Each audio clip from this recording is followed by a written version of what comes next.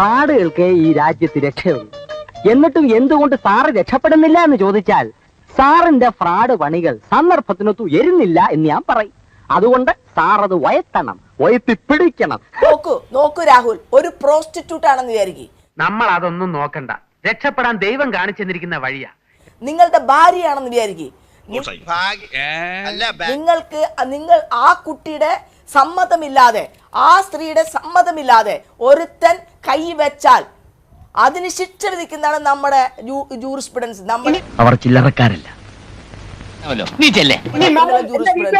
മനസ്സിലായോ? അല്ലാതെ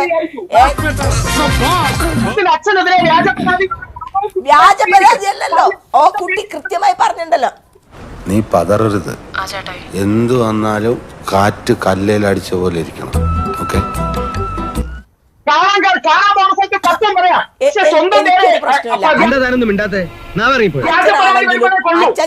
ഐഡിയ ഇതുപോലെ കൺഫ്യൂഷൻ വരുമ്പോ എന്നോട് ചോദിച്ചോളൂ, ബുദ്ധി ഞാൻ തരാം. സാറ് ശരീരം മാത്രം ഉപയോഗിച്ചാൽ മതി.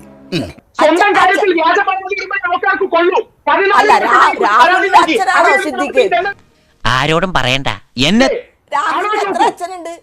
ഇങ്ങനെയാണെങ്കിൽ ഞാൻ കളിക്കല്ല, ഞാൻ നേരെ ചിറാപുഞ്ചിയിൽ പോയി മണം വിൽക്കാൻ പോണു. അല്ല, ദിലീപ് അച്ഛൻ, സിദ്ദിഖ് അച്ഛൻ, മുകേഷ് അച്ഛൻ. അത് കേട്ടെന്നെ നെഞ്ച് തകർന്നു പോയടാ.